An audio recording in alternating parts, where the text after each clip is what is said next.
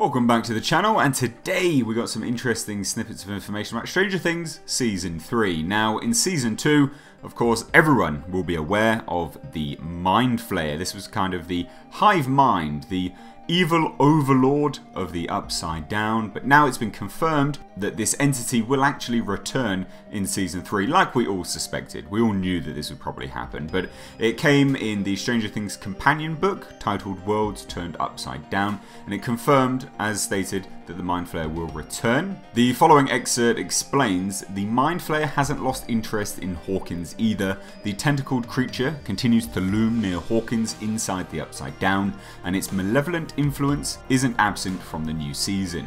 We ended Season 2 with a clear signal that the shadow monster was not eliminated, and maybe he's even identified his foe. This is courtesy of the producer, Sean Levy, and that darkness and the battle that it will require grows in Season 3. So there you go, there was some other snippets of information in the book as well. Matt Duffer, one of the Duffer brothers, did state how the children are growing up, they're naturally maturing.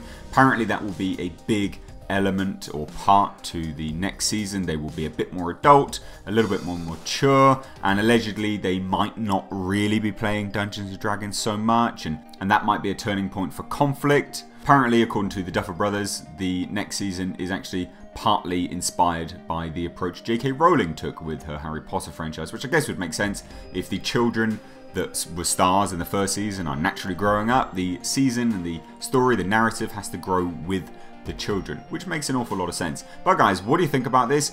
Do you want to see a return to Hawkins? To me, Season 1 and 2 were great. Season 2 had a little bit of a retread of Season 1, but I am looking forward to returning to it. It pulls on all of my nostalgia strings. I do enjoy Stranger Things. Hopefully they can smash it out of the park with Season 3 and do something just a little bit different to kind of flip it on its head and really make people enamored with it once more. But guys, let me know your thoughts down below in the comment section. As always, if you're new here, hit that subscribe button. Stay up to date on all the world of pop culture and movie news. As always, I've been Mr. H. Been a pleasure. I'll catch you in the next video.